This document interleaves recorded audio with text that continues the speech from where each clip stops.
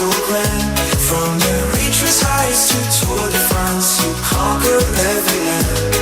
with courage and resilience.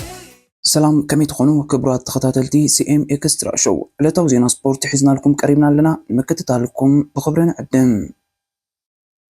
ኣብ ቻምፒዮን ኣፍሪቃ 2024 ናይ 93 ዓመት ዕወት ኮይኑ ዝወፅእ ሚልክያስ ማእከለ ተዓዋቲ ቀዳይ መድረክ ዙርዝዋ ማእከል 2024 ኮይኑ ኣብ ሰንበት መጋርጁ ዝቕንጥጥ ሓደ ካብ ዓወት ውድድር ናይ ዙርዝዋ ማእከል ሜሮን ሚልክያስን ድሕራ መወዳእታ ዘዛም ሕንፃት ምርጋፅ ዝገበርዎ ህልኽ ወልዶ ተቀዳዳማይ ክለብ ኣስቤኮ ሚልክያስ ማእከለ ቀዳማይ ክኸውን እንከሎ ካልኣይ ሜሮን ተሸመ ሳልሳይ ንኣል ብርሃነ ብምዃን ውድድሮም ፈፂሞም ካልኣይ መድረክ ዙርዝዋ ማእከል ሶንያ መስመር ዓዲ ሓወሻ ሰገነይቲ ዓዲ ሓወሻ ናይ በረኻ ውድድር ተሰሪዕሎም ከም ዘሎ ካብቲ ቦታ ዝበፅሓና ሓበሬታ ይነፅር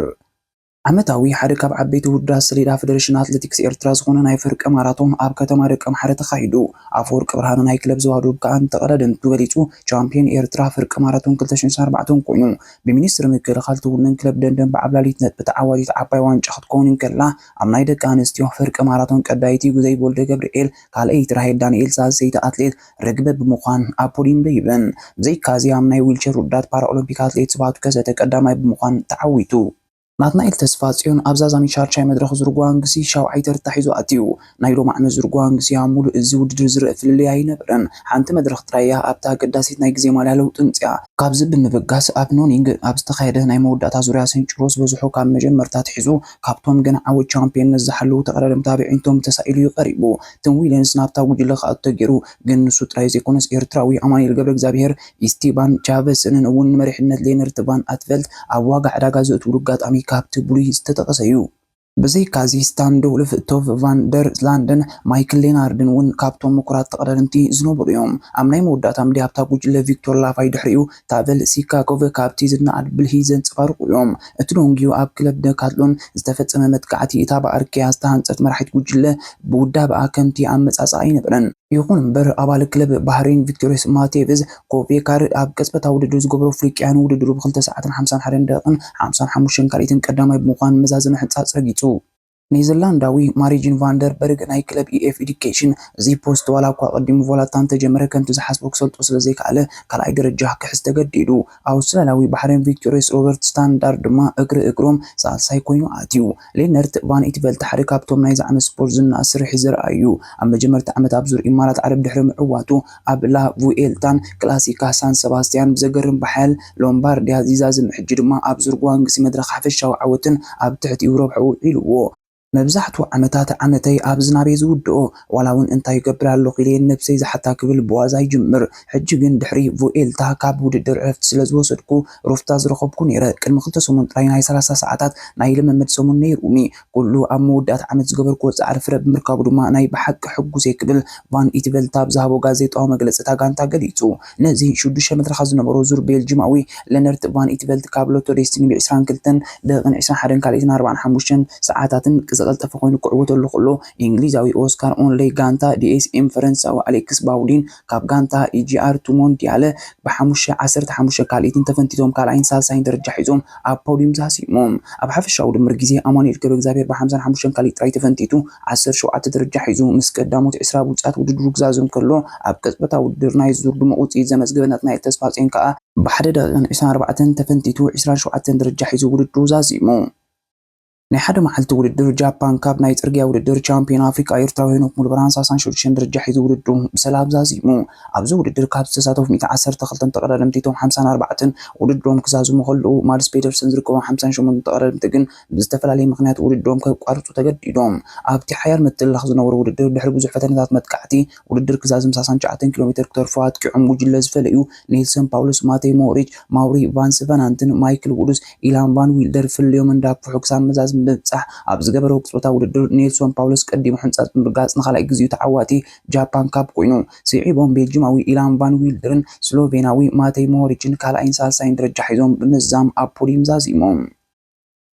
ጆንስ ንኣርነ ስሎት ዝመርሓ ሊቨርፑል ብልጽነቱ መስኪሩ ዝወዲ 23 ዓመት ተጻዋታይ ኣብ መበል 51 ደቂቓ ኣንጻር ቸልሲ ቀጣሪ ሾቶ ዘመስክበ እዩ ብዘይካ ዝነታ ቀዳመይቲ እውን ባዕልዩ ኣብ ፍጹም ቅላዕ በርኪቱላ ናይ ቅድም ተጻዋታይ ሊቨርፑል ተንታኒ ስካይ ስፖርት ካራገር ብናይ ሓለዋ ማዕጾ ሮበርት ሳንቸስ ቸልሲ ቀንዲ ግዳይ ምዃኑ ኣነጺሩ ኣሰልጣኒ ቸልሲ ኢንዞ ማሬስካ ባዕሉ ድሕሪ ጾታ ብዛዕባ ብቕዓት ሳንቸስ ክዛረብ ከሎ እዚ ስፓኛዊ ኣብ ኣንፊልድ ብዘርኣየ ጾታ ሕጉስ ምንባሩ ምግላጹ ድማ ምስቲ ካራገር ዝተዛረቦ ዝጋጭ ኮይኑ ይርከብ። ንሱ ብሮበርታ ዘይሕጉስ ምሳና ፍሉይ ኣበርክቶ ይገብር ኣሎ ካብ ድሕሪታ መናት ጥራይ ዘይኮነስ ምድሓን እውን ኢሉ። ቸልሲ 5-24 ጥቅምቲ ኣብ ዝካየድ ጾታ ኮንፈረንስ ሊግ ምስ ፓናቲናኮስ ክትገጥም ይጽበያ።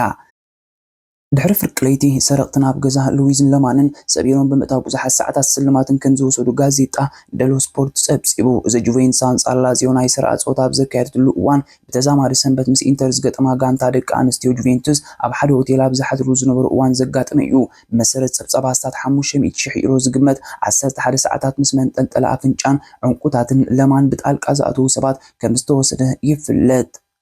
ሉዊዝ ድሕሪ ዓወት ጁቬንቱስ ኣብ ልዕሊ ላዚዮ ምስ ደጋንቱ ድራር በሊዑ ከባቢ ሰዓት 1 ፍርኣን ቅድሚ ቀትሪ ናብ ገዝኡ ምስ ተመልሰ ቤቱ ከም ዝተወረ ምስ ፈለጠ እዩ ፖሊስ ፀዊዑ። ጋንታ ጁቬንቱስ ተፃወትን ካብ ሜዳ ወፃእ ብምንባሮም ኣብ ግዜ ፆታታት ገዛ ክዝመት ክትዕዘብ እዚ ናይ መጀመርታ ኣይኮነን። ሞይስኪን፣ ካዮ ጆርጅን ኣንጀል ዲማርያን ቅድሚ ሕጂ ተመሳሳሊ ኩነታት ኣጋጢሞም እዩ። ገዛብ ሕጂ ፖሊስ ቱሪን ነቲ ኣብ መንበሪ ገዛ ለማንን ሉዊዝን ስርቂ ከም ዝተፈፀመ ዝገልፅ ፀብፃባት መልሲ ይሃበን። እዞም ክልተ ተፃወትቲ ኣስቶን ቪላ ነበሩን ብዛዕባ እቲ ፍጻመ ገና ኣይተዛረቡን ዘለዉ። ወዲ 32 ዓመት ጁኒየር ኔይማር ምስ ሱዑዲ ፕሮ ሊግ ክለብ አልሂላል ናብ ጾታ ንምምላስ ኣብ ዝዳለወሉ ዘሎ እዋን ብመሰረት ኣወንታዊ ርፍታ ዝፈጥር ምክንያት ናብ ሙሉእ ልምድ ድሕሪ ምምላሱ ናብ ቻምፒየን ሊግ ኤፍኤፍሲ ናብ አልአይድ ንምጓዓዝ ተዳልዩ ምህላው ተሓቢሩ። ኔይማር ኣብ ወርሒ ጥቅምቲ 2023 ናብ መጻረይ ዋንጫ ዓለም 2026 ኣብ ዝነበረሉ እዋን ናይ ብርኩሉ ጋሞ ጉዳእቲ ካብ ዘጋጥሞ እንድሕር ንክለብ ይኹን ሃገር ክስለፍ ዕድል ኣይረኸበን። ምስ ኤንአር ስፖርት ዩቲዩብ ቻነል ናብ ሙሉእ ብቕዓት ንምምላስ ዝገበሮ ናይ እምነት ጉዕዞ ኣብ ዘተየሉ እዋን ንበዓት ሳዕሩ ኔይማር ዓብ ቃንዛት ሰሚዑኒ ኣብታ ሞት ያድሮ እቱብ ምዃኑ ፈሊጠ ነይረ። ኣብ ህይወታ ኣዝየ ዝደለየ ኩዕሶ ምጽዋት እዩ። ካብ ሜዳ ርሒቐ መዓልታዊ ስዋይ ነይሩ። እዚ እዩ እቲ ዝያዳ ዝጎድኣኒ። ኣብ ህይወተይ ኣብቶም ኣገደስቲ ሰባት ስድራይን ፈተውተይን ከምኡ እውን ኣብ ኩዕሶ እግሪ ዘተኩረ እየ። ኣብ ነፍሲ ወከፍ ዝተጎድኣኒ ግዜ ተንስኤ ኣነ ግን ፍርቂ መንገዲ ኣይምለስኒ ክብል ኣብርሁ። ኔይማር ካብ ፓሪስ ሰንት ጀርመን ብሰፊ ዘይብል መጠን ገንዘብ ድሕሪ ምስጋሩ ምስ አልሂላል ኣብ 5 ጾታት ጥራይ ተገዲሙ እዩ። ውዕሉ ክሳብ ሓጋይ 2025 ጥራይ ክጸንሕ እኳ እንተኾነ ኣብ ውሽጢ እቶም ዕውዕላት ግን ተወሳኺ ዓመት ኣብ ሪያል ክጸንሕ ዝኽእል ናይ ምንዋሕ ኣማራፂ ኣሎ።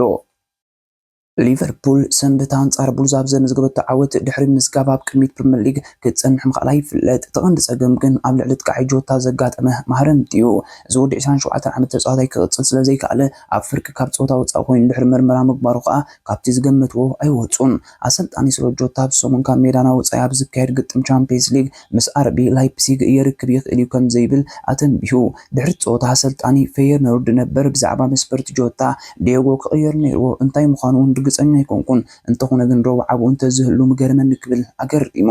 ጆታ ኣብዚ ዓመት ስፖርት ኣብ ኩሉ ውዳት 4 ሾታት ኣመስኪቡ ኣብ 2024-2025 ሊቨርፑል ካውን ላዕሊ ዘመዝገቡ መሐመድ ሰላሕን ሉዊስ ዲያዝን ጥራዮም ንዑ ምኽሳሩ ማለት ንቀያሕቲ ዓባ ሃጓፍ ክኸውን እዩ። ጆታ ሊቨርፑል ናብ አርቢ ላይፕዚግ ዝገብሮ ጉዕዞ እንተደኣ ዘይቀንዐ ቀያሕቲ ስፖርትካላዊ ተጻዋታይ ዝመጽእ ሰንበት ኣብ ፕሪምየር ሊግ አንጻር አርሰናል ወይ ድማ ዝቕፅል 30 ጥቅምቲ ካብ ሜዳኦም ወፃኢ ምስ ብራይተን ዘካይዶ ግጥም ካራባኦ ካፕ ብቑዕ ኮይኑ ክምለስ ከም ዝጽበዩ ግን ኣይሓብኡን።